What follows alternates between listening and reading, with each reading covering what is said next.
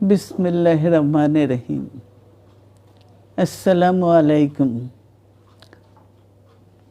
দীর্ঘদিন অসুস্থ থাকার পর আপনাদের সামনে কথা বলতে পারার জন্য আল্লাহর কাছে শুকরিয়া আদায় করছি। আমার কারাবন্দী অবস্থায় আপনারা আমার কারামুক্তি ও রোগ মুক্তির জন্য সংগ্রাম করেছেন, দোয়া করেছেন। সেজন্য আমি আপনাদের সকলকে ধন্যবাদ জানাচ্ছি।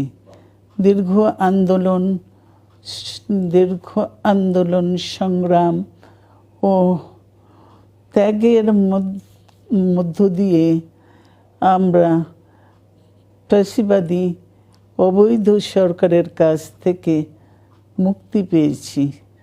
আমি আন্তরিক ধন্যবাদ জানাতে চাই আমাদের বীর সন্তানদের, যারা মরণপণ সংগ্রাম করে এই অসম্ভবকে সম্ভব করেছে। শত শত শহীদদের জানাই শ্রদ্ধা। এ বিজয় আমাদের নতুন সম্ভাবনা নিয়ে এসেছে। দীর্ঘদিনের নজিরবিহীন দুর্নীতি, গণতন্ত্রের ধ্বংসের স্তূপের মধ্য থেকে আমাদের নির্মাণ করতে হবে এক সমৃদ্ধ বাংলাদেশ।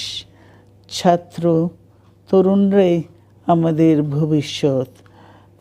তরুণরা এই যে স্বপ্ন নিয়ে বুকের রক্ত ঢেলে দিয়েছে, সেই স্বপ্ন বাস্তবায়নে করতে মেধা, যোগ্যতা, জ্ঞান ভিত্তিক গণতান্ত্রিক বাংলাদেশ গড়ে তুলতে হবে।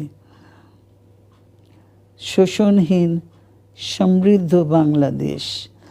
সকল ধর্মের গোত্রের অধিকার নিশ্চিত করতে হবে। শান্তি,